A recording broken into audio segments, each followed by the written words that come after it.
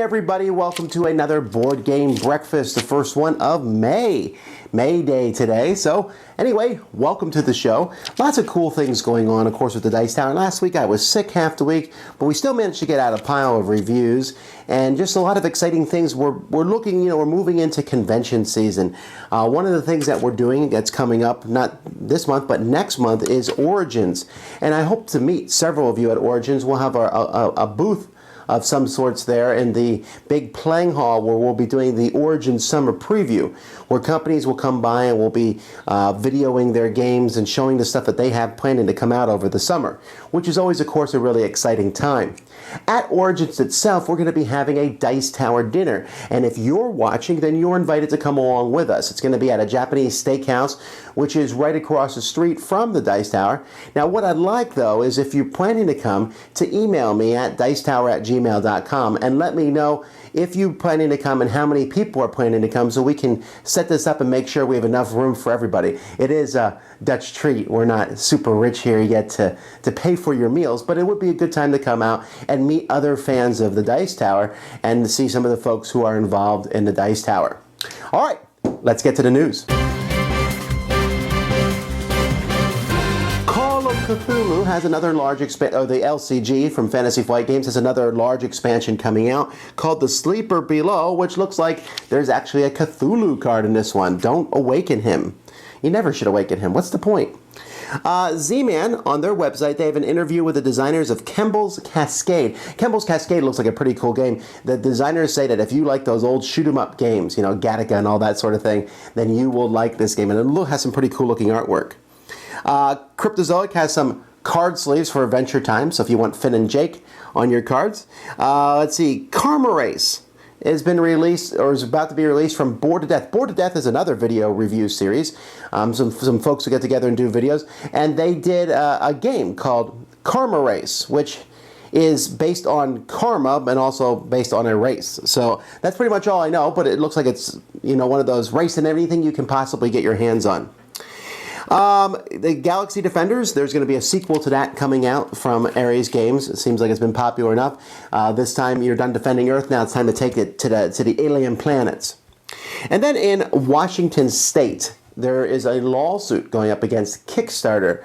This is against the Asylum bicycle playing cards. Of course, you might have to search for that. There's actually several things on Kickstarter that have been called Asylum. I noticed when I looked it up.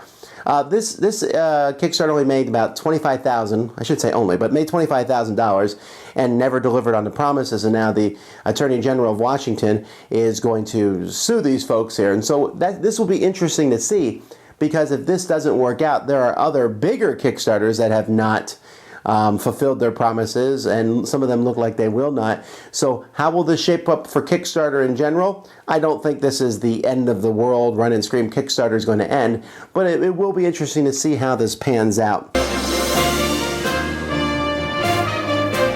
Well, thank you, Nick. All right, this past week, what was released? Well, the biggest release is the new Magic set, the third in the Theros series, The Journey to Nyx. Then Get Lucky, which is a reprinting of Kill Dr. Lucky, came out. Cool Stuff now has the Meeple Source Meeples. Several of those Meeples, I'm starting to see those being used more and more with the little wooden dudes with stickers and stuff on them. The X-Wing Rebel Transport, the first big ship, has finally come out. I would show it to you. I don't have mine yet, but I'm very excited about this to see how this fits in the universe there. The Eldritch expansion with Yig came out. Pack of Heroes, which I did the preview for a long time ago and found it to be a very fun little superhero game. Last Mouse Lost, and Netrunner Honor and Profit expansion from Fantasy Flight Games. What's coming out this coming week? Well, not able to get a lot of handle on many different things, but I do see that the Summoner Wars, second summoners for the Cloaks and the Jungle Elves, both of which I played and are super fun, though you'll see them coming out this week. All right, it's time to go to the Professor.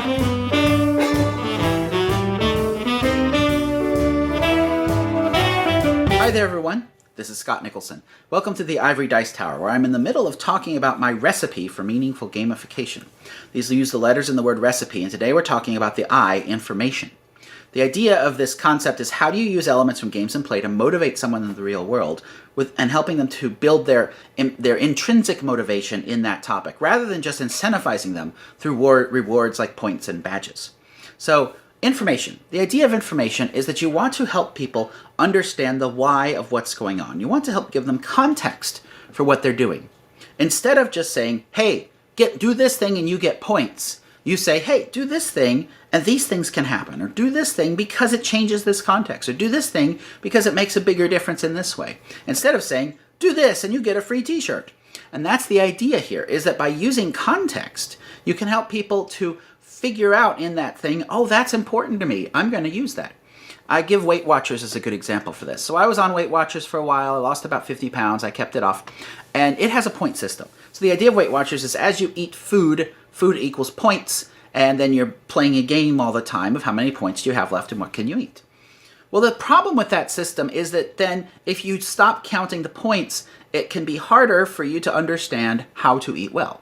So I hacked the system. I took their tool, I entered a bunch of stuff to figure out how are those points calculated, to figure out the information of it. And by understanding how fat, fiber, calories, how they all come together to create those points, I was then able to take that system and embed it in my head so that I could make those choices in the real world much more quickly. So that I could look at a label and say, okay, I could compare two things and say, oh, this is a healthier choice than this one. And I could choose to do that, and because I had the information about how those points were calculated. It wasn't just about, hey, eat this and get these points. So in the game world, what's interesting about board games as compared to digital games, at the heart, board games have the ability to be these open systems where players can have a lot of information about what's going on and why they make the choices they're making. In video games tend to mask a lot of that information. You do stuff and you get an amount of points. And over time, you can do a trial to figure out what equals what for points. Or you just stop worrying about the points and you just do stuff and know that you'll be continuing other things. And in board games, you can hide why points are given out, or you can make it clear. You know, in a game, you can give more information or less information to the players to help them figure out what's going on. So something to think about if you're creating a board game. How much context and information do you want to give the players about why it is what they're doing matters? Or is that complexity that you want to try and hide to make the game simpler? That's really the choice you're always faced with. So I'll move on from there. Next time I'll talk more about meaningful gamification.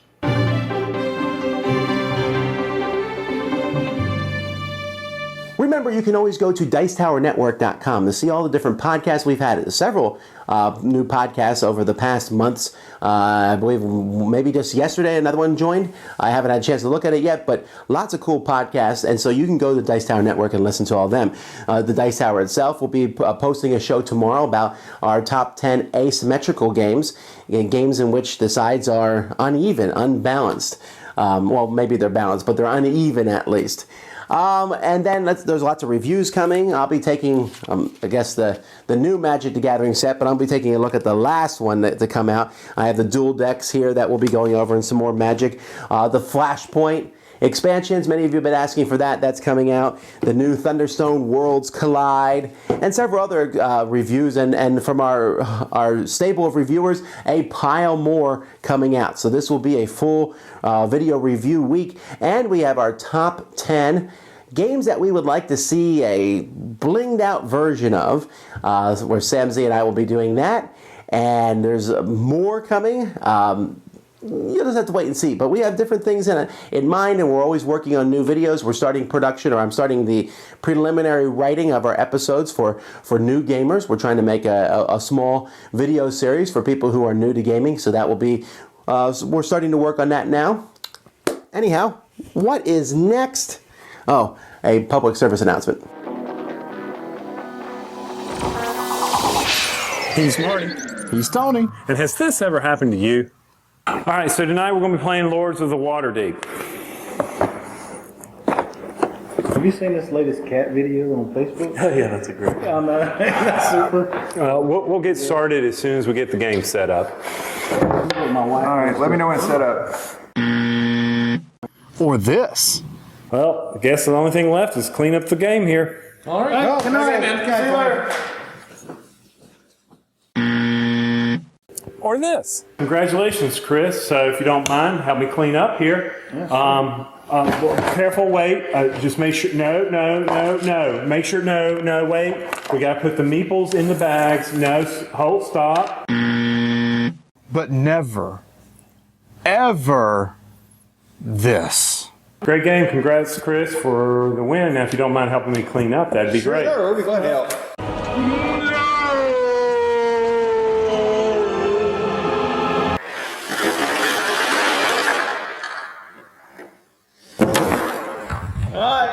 Good night. Unfortunately, in order to enjoy our hobby, setup and putting away are part of the gaming experience. But we as gamers understand that during these times, the setup can be just as challenging as playing the game itself, especially with new players. So, to better help the new player, use the setup time to help teach the game. Give them instructions on how to help you set it up, and it will help them understand the game better when they're playing. During cleanup, people often like to keep their parts separate or in individual baggies, so it's easier for them to play it the next time or get it ready to go. So don't be surprised if they kind of say put it here or put it there. Right. Regardless of all that, though, just remember, help is always appreciated. Yeah. You want to talk about stress? Stress was when we dumped that game in the box. You feeling better? You got over it? It took a little bit, but yeah, I'm over it. You did? Yeah. Well, it shouldn't have been that hard because it was my game. It's great.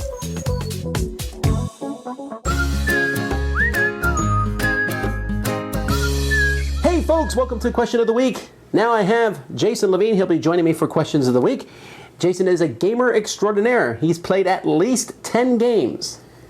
10. Yeah, he almost said 10,000.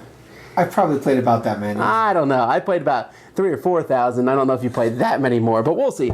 Anyhow, that's what we're talking about. Our question is from Kirk, and he wanted us to talk a little bit about game hoarding and, basically, and collections. When does it become a hoard? When you do what I do, it becomes a hoard. So you're saying that people shouldn't do what you do? Well, there's two different opinions. I'm a collector, so when I buy something, I never sell it. I don't go to Board Game Geek and trade stuff. I just buy my games. I keep them. I don't usually sell them, trade them, anything. I just keep them all. So I don't know how big my collection is. Probably, we're talking 10,000. It's definitely bigger than mine. But I don't know. I mean, in New York, I still have a storage unit where I keep most of my games. Well, what would you do though if? Okay, let's talk about some things. Let's say you got married and your wife said, "Can we please cut down on the games?" Would you?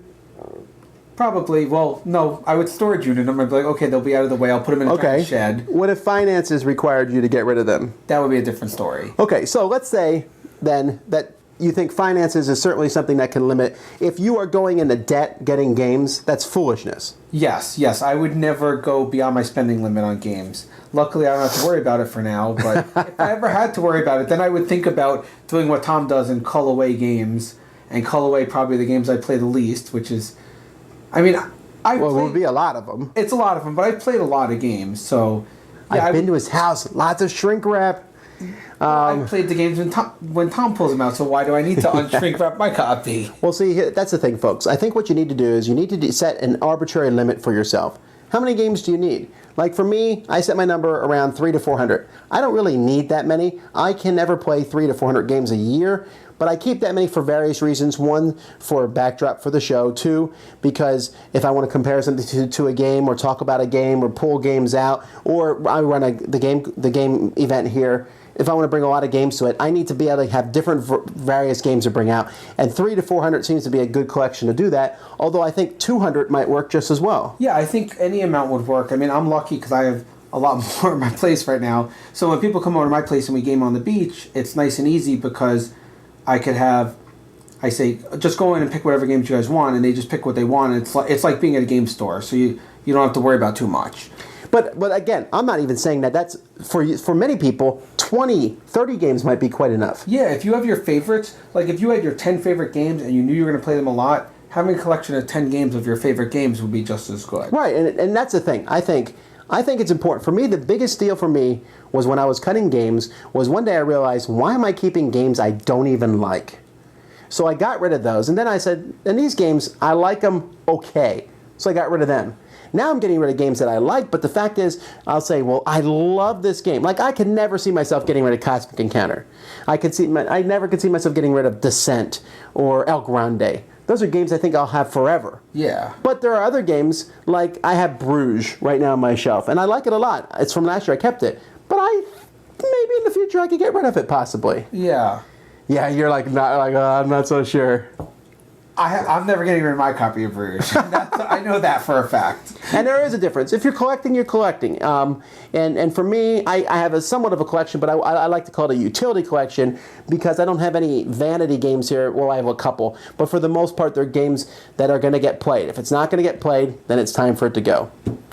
But I do think that if you're spending more money than you can afford on games, if you're keeping games at the sacrifice of space in your house for other things that are more important, and if your collection's coming between you and your family and friends, then you have a problem. You don't want to have that Hoarders TV show about you. Exactly, you don't, because I know they're going to come to my place one day and say, oh, you have a lot of stuff. Well, no, but even Jason's house is very nicely, neatly organized. The games, for the most part. It's not like there's piles of games all over the floor either. No, I like to I'm very organized when it comes to stuff, so I like to organize it. But yeah, if you I spend within my limit, and I spend a good amount each year. I probably spend between $5,000 and $10,000 a year buying games, which is a lot to most people. But if you enjoy it, then collect away. But if you can't afford it, then only buy what you really think you'll play. Or your best solution is be friends with someone like Jason, and then you never have to buy another board game again. Or Tom.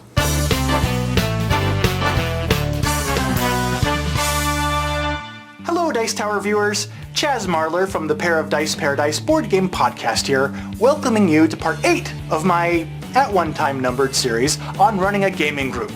Now, there's a saying I heard once that goes, making friends would be a lot easier if it just didn't involve other people. People. Have you noticed that they're everywhere? Man, you know what? You probably even have some of them in your gaming group. So, what should you do if one of those people is, difficult? Someone with a challenging personality that doesn't quite mesh jerks. I'm talking about jerks. What should you do if a jerk starts coming to your gaming groups, being disruptive and ruining the experience for others? Well, here's 3 tips I have for dealing with this type of situation. First off, speak to the person as soon as possible to breach the subject. Don't procrastinate because it'll only make it fester. It may also be a good idea to speak to them privately. Otherwise, they may feel like they're being attacked by an angry mob. Secondly, sometimes it helps to structure delicate conversations such as this with the phrasing, when you, I feel, because. For example, when you flipped the table after losing our game of Summoner Wars, I felt like I don't want to play games with you anymore because it wasn't very sportsmanlike behavior. See? Alright. See? Now I know exactly what my problem was and how the other person felt about it. And finally, it may be helpful to have an actual written code of conduct for your group, which outlines the kind of behavior that's expected from its members. That way, there's a pre-existing documentation that they can be referred to, and someone would know beforehand that throwing a game on the ground and stomping on it is frowned upon. I can only assume. Hopefully, these tips can help resolve personality conflicts, and even help prevent them before they arise. Now, who's up for a game of Summoner Wars? Anybody? How about you? No? Anybody?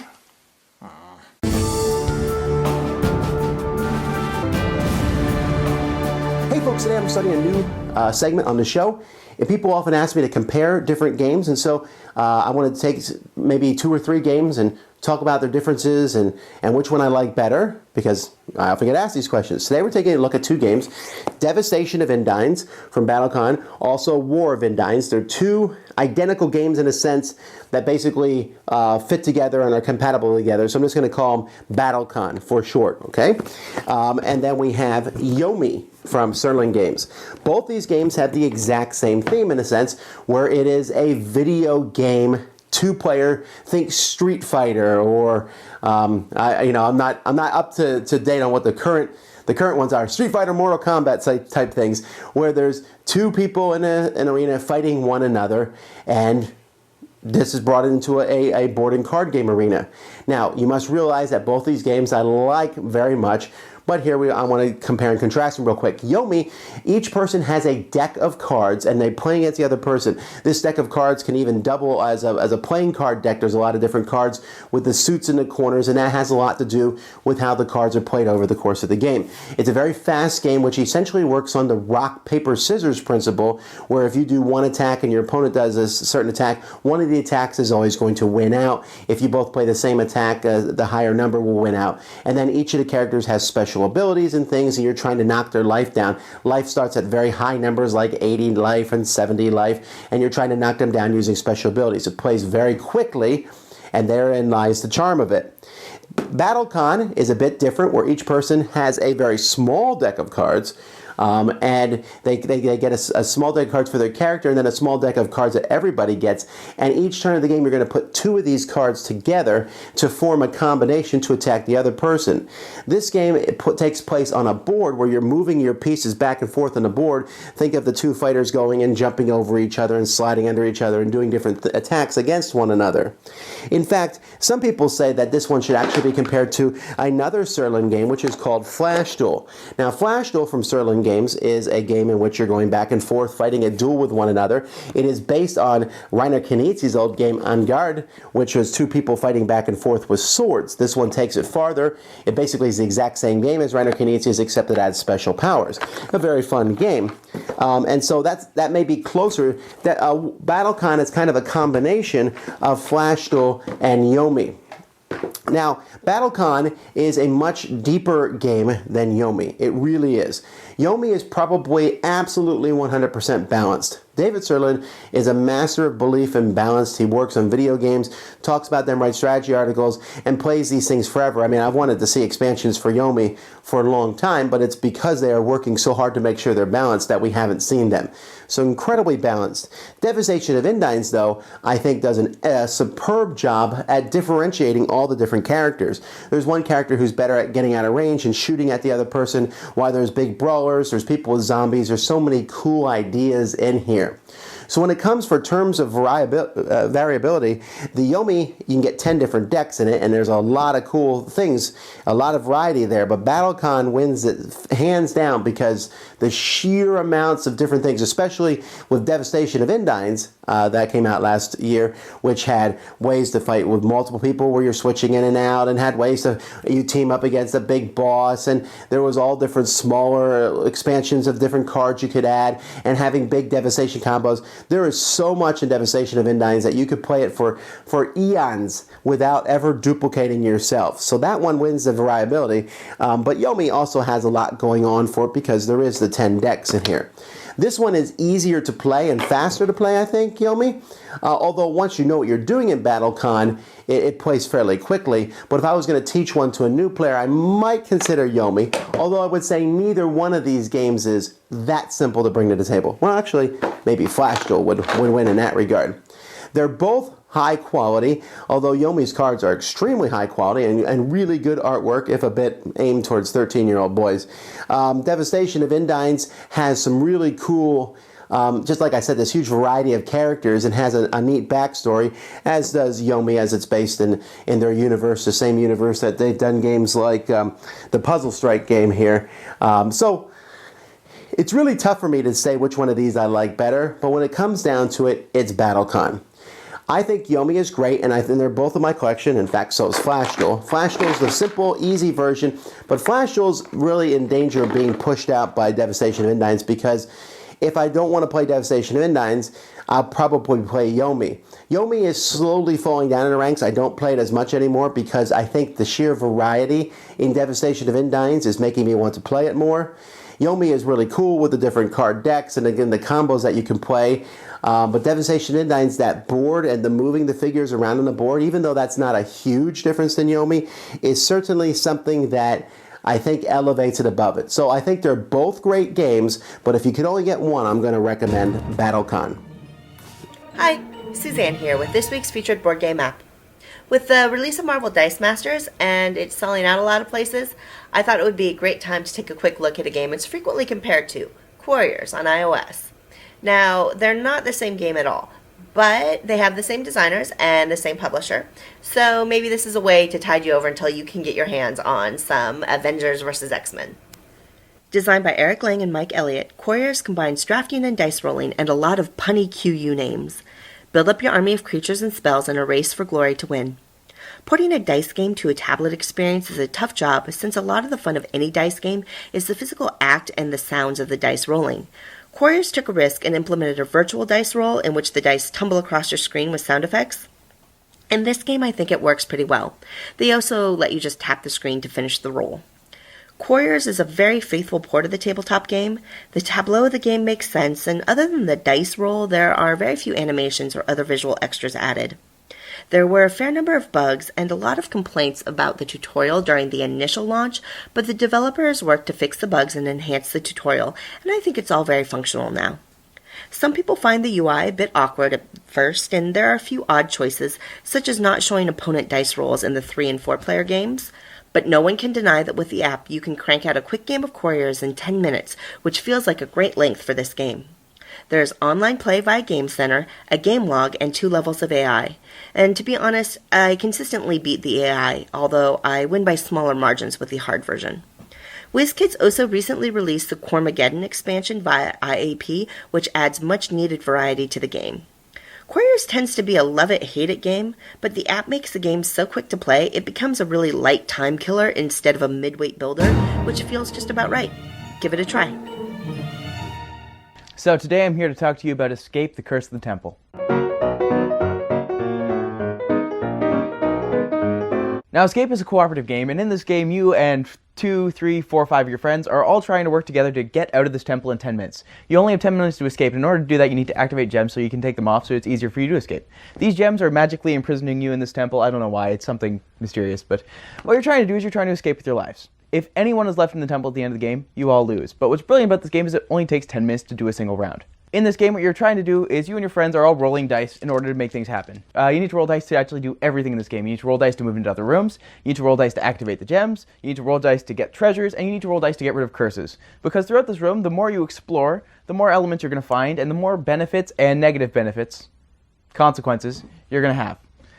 Some of these consequences include being locked in certain rooms, having dice locked on you. In this game, literally the entire time you're trying to roll dice as fast as you can, because what you and your friends are trying to do is you're trying to make sure that you can get around this temple to activate enough gems so you are actually able to escape at the end.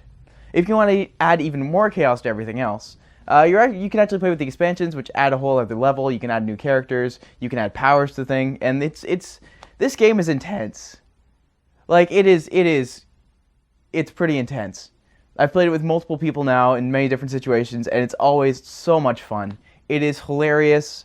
It is frantic, because the entire time you have friends on the other side of the board who are getting locked out of stuff, and you have to go rescue them. But in order to do that, you have to sacrifice time, and you only have a set amount of time to begin with, so at the end, you're really just kind of screwing yourself over, and no one wants to get boned in a temple.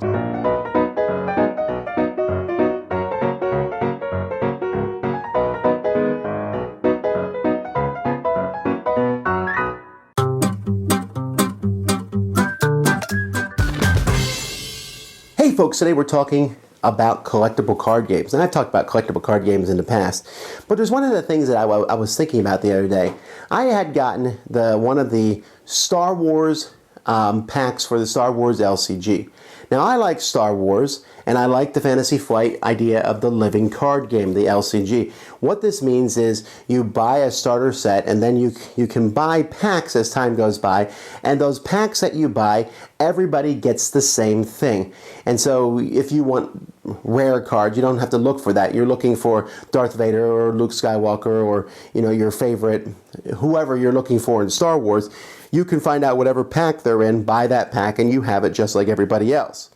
Now, this is a stark contrast to the collectible card game in which you buy a random pack and you open that pack and you have no idea what you're getting, although like a Magic you're going to get a rare or super rare, some uncommons and commons. This collectible card game thing has been done through many different games, although really the only viable ones that still do it is Magic the Gathering, Yu-Gi-Oh!, Pokemon, and probably L5R. Although a new one just came out, which isn't a collectible card game, but it's a collectible dice game, the Marvel Dice Masters. Although I should incidentally say, HeroClix is also very popular, and that's a miniatures version. And that's where you don't know what you're getting. And so when the living card games came out, people were very excited about them because they looked at these as something that's better than the collectible card game format. Android Netrunner does very well in this format, and people build decks and you can buy whatever you want. They are probably less expensive because even though these packs come out seemingly monthly, and so there's lots of things to buy, and you can spend a lot of money on a living card game. But at the same time, you don't have to worry about chasing down rares or the secondary market, and if you want to own everything, it's a whole lot easier to do rather than, let's say, Magic where you hunt down the set. And I understand that, and I do not disagree with it. It's obvious that the collectible card game format is a format that's going to bring money to the company. And I would sit here and say that I think that the collectible card game format is actually a good thing. It certainly has drawbacks. It certainly has the idea where people can get addicted to it and spend way too much money. And I was caught up in that myself at one point when I played several collectible card games back in the late 90s.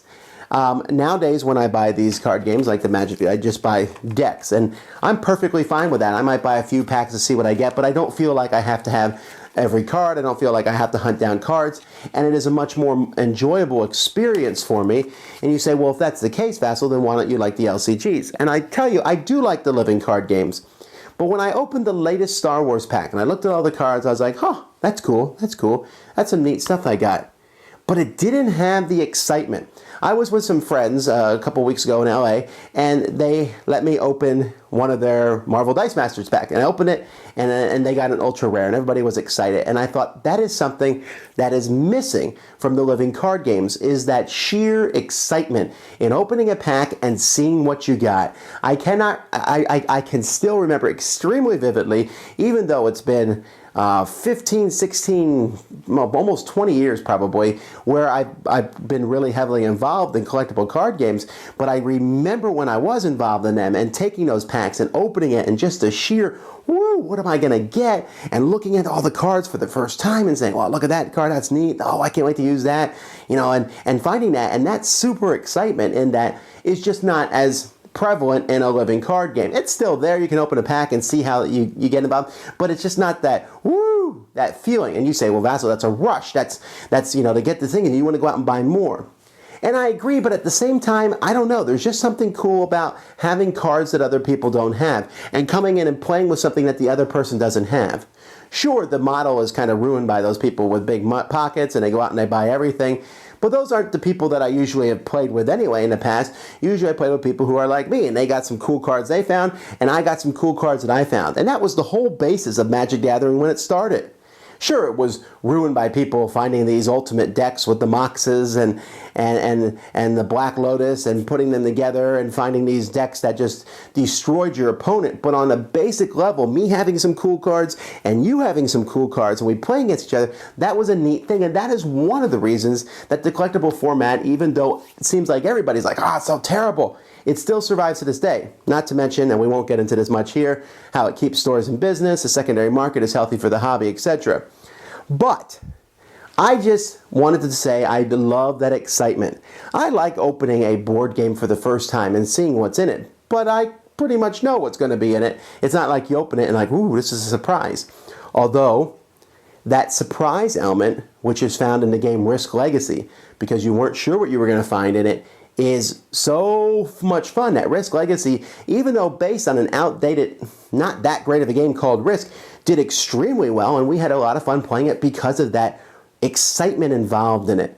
And so I think if manufacturers find a way to package that excitement of, I have no idea what's going to be in here, into a game, I think that makes it more enjoyable for some people. It may not be for you, but for me, that super excitement at opening a pack of cards, I don't feel it as much when I open Magic the Gathering cards now, but I still, that nostalgia is like, ooh, what am I going to find this time? That's a lot of fun. Do you have a sheep? Go fish.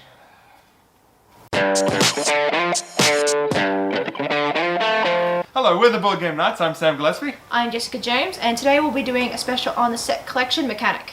Set collection games feature players gathering different objects to try and form a set to score victory points, depending on the nature of the game. Old examples of set collection include things like Solitaire, Rummikub, even games like poker, which also introduce bluffing and social interaction. A lot of modern games use set collection to form the foundation of the game and then build other mechanics on top of it. For instance, in Ticket to Ride, you have to try and gather the same type of train to place a train track to score victory points. A good example is Settlers of Catan, where you collect different sets of resources to be able to build roads, cities, and even buildings. That introduces a bartering aspect to the game where you are forced to interact with other players to be able to get the resources that you need. Yeah, set collection games are really approachable and great to teach to new players. Things like Ticket to Ride and Catan can be taught to just about anyone, which makes them excellent entry-level games. There are more complicated games that use set collection, like Castles of Burgundy, which isn't quite as approachable, but has so many more mechanics on top of that that it actually doesn't really feel like a set collection game, but it uses that heart to make a really engaging gameplay. Alright, so what do you got? I confess, I've actually got a full house. A full house? Well, I have a 20 of a kind. Oh. So I think I won, so I'll finish. We hope you've enjoyed our introduction to set collection as a mechanic in board games. Enjoy the next half an hour or so of your board game breakfast. Folks, that's it for this week. I hope you stay tuned to our channel. Lots of exciting things. If you missed it, we did a live Q&A this past Saturday. We'll be doing some more live stuff as time comes by. Just keep an eye on our Twitter feed at The Dice Tower. You can always find things out there. Go to Dice Tower Audio if you'd like to hear just the audio version of Board Game Breakfast and select other videos that we do throughout the week. And of course, Dicetower.com for our top 10 lists and everything else. Guys, it's a pleasure talking to you each week. Until next time, I'm Tom Vasel, and you've been watching Board Game Breakfast. Thanks for watching Board Game Breakfast. Tune in each week for your daily dose of gaming goodness with Tom Vasel and all the gang. Until next time, I'm Eric Summerer, and you've been watching Board Game Breakfast, a Dice Tower production, sponsored by Cool Stuff Inc., an amazing place to buy board games. Cool stuff in stock at coolstuffinc.com.